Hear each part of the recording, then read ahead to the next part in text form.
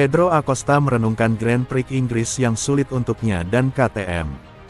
Grand Prix Inggris terbukti menjadi akhir pekan yang sulit bagi merek KTM, karena tidak ada satupun pembalapnya yang berhasil keluar dari Q1 dalam kualifikasi, meskipun Pedro Acosta menyelamatkan posisi ke-6 dalam balapan yang kacau pada hari Minggu. Acosta membuat pernyataan tegas pada hari setelah race di Silverstone, mendukung KTM untuk membangun motor yang bagus tetapi mendesaknya untuk memberikan solusi lebih cepat saat ini. Setelah Grand Prix hari Minggu, yang ia sebut sebagai balapan tanpa harapan, Acosta mengatakan kurangnya grip belakang KTM menyebabkan banyak masalah baginya. Bukan balapan yang aneh, itu adalah balapan yang penuh keputusasaan. Sangat menyedihkan melihat Anda mencoba untuk menjadi sempurna dalam akselerasi dan menaikkan motor dari sudut kemiringan, serta mencoba untuk dekat dengan yang lain dan kemudian kehilangan segalanya dalam akselerasi karena jelas bahwa kami tidak memiliki jumlah grip yang sama dengan motor lain. Tetapi begitulah adanya dan kita harus terus maju. Ketika ditanya apakah ia kini perlu menerima situasi dan belajar bersabar, Acosta menjawab dengan lugas, "Saya tidak terima dan saya tidak sabar, itu saja. Kesempatan hanya datang sekali dalam hidup.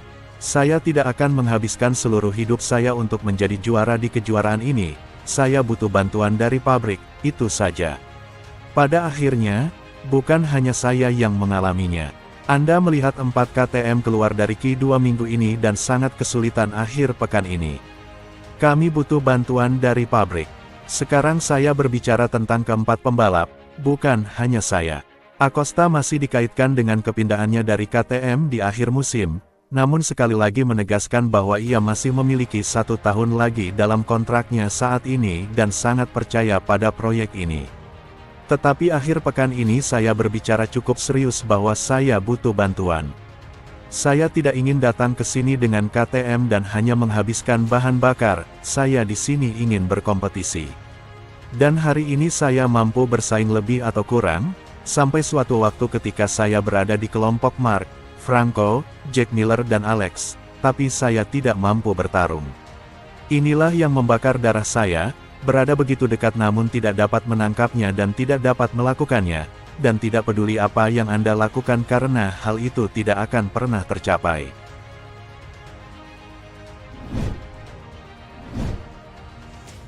Pecco Bagnaia mengalami kemunduran parah di MotoGP Silverstone akhir pekan ini.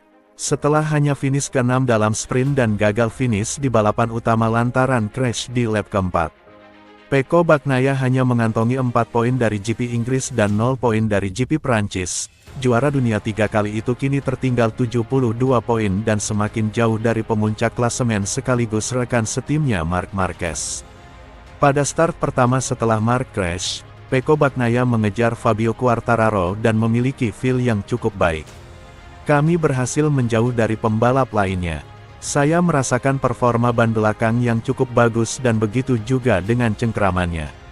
Karena ada ceceran oli dari motor Franco Morbidelli akibat crash saat bersenggolan dengan Alex Espargaro, red flag dikibarkan dan balapan pun direstart.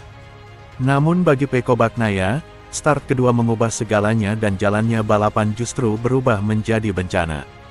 Ban belakang yang baru malah tidak memberikan performa yang diharapkan, yang terjadi justru sebaliknya. Sejak saat itu tak ada lagi yang berfungsi dengan baik. Saya mengalami slide di mana-mana, roda belakang saya berputar liar. Saya tidak punya traksi, semua pembalap menyalip saya. Setelah restart, banyak pembalap mengeluhkan kurangnya cengkeraman. Ducati mengikuti anjuran Michelin dan tetap menggunakan kompon yang sama yakni medium tetapi beralih ke ban baru yang sebelumnya sudah berada di penghangat ban untuk jangka waktu lebih lama. Saya hampir tidak bisa mengendalikan motor. Begitu mencapai kemiringan 58 atau 59 derajat, roda belakang spin, itu sangat aneh sekali. Pecco menekankan bahwa setup Desmosedici GP25 terus menimbulkan masalah dan faktanya bukan hanya baginya yang mengalami kesulitan.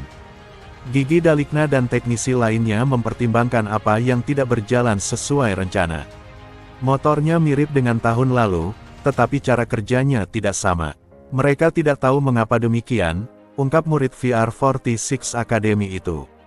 Ironisnya, Seandainya Fabio Quartararo tidak DNF karena masalah teknis, maka Ducati akan gagal meraih podium di GP Inggris tahun ini. Mark mampu menyembunyikan masalah kami. Dia melakukan pekerjaan luar biasa pada motor kami. Itu akan menjadi balapan pertama di mana Ducati gagal naik podium setelah sekian lama. Sementara para kompetitor terus meningkat dan membaik, Ducati seperti berada di jalan buntu. Tim lain membaik, tapi kami stagnan atau malah memburuk, tegas Bagnaia. Meski begitu, Pecco tetap mengambil sisi positif dari kegagalannya. Ini bagus, sekarang saya tahu potensiku. Saya tahu saya bisa memenangi balapan jika saya dapat mengembangkan feel yang baik pada bagian depan motor, itu akan membuatku tenang. Saya harus dan ingin menang. Saya bersama para insinyur bekerja sangat keras untuk menemukan solusi dan selalu memberikan yang terbaik.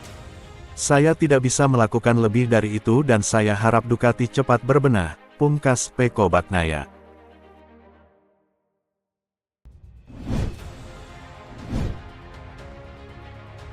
Franco Morbidelli mengalami hari yang sibuk di GP Silverstone. Pembalap VR46 Racing ini terlibat dalam insiden bendera merah yang menghentikan balapan panjang di lap kedua dengan Alex Espargaro. Meskipun demikian, pembalap Italia itu dapat kembali untuk memulai kembali balapan. Frankie sebagai pembalap terbaik kedua dengan ban medium.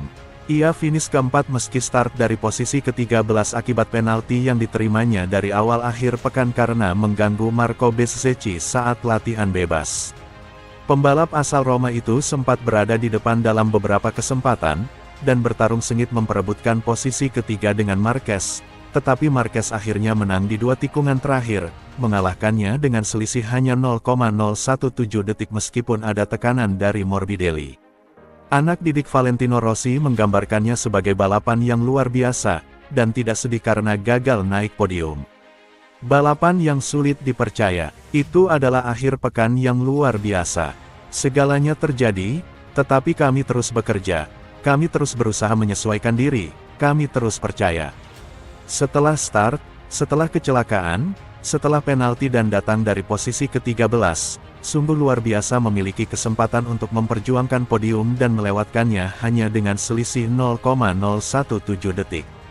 Setelah itu ia mengomentari bagaimana duelnya dengan Marc Marquez berlangsung. Saya sudah mencoba segalanya, saya merasa saya bisa melakukan lebih baik, tetapi dia lebih baik dari saya di lap terakhir dan dia berhasil mengalahkan saya di area di mana saya biasanya cukup kuat, yaitu 1 lawan 1. Memang ini sedikit pahit tapi bagus untuknya. Dia pembalap berbakat, dia adalah juara dunia 8 kali, dan saya menerima itu.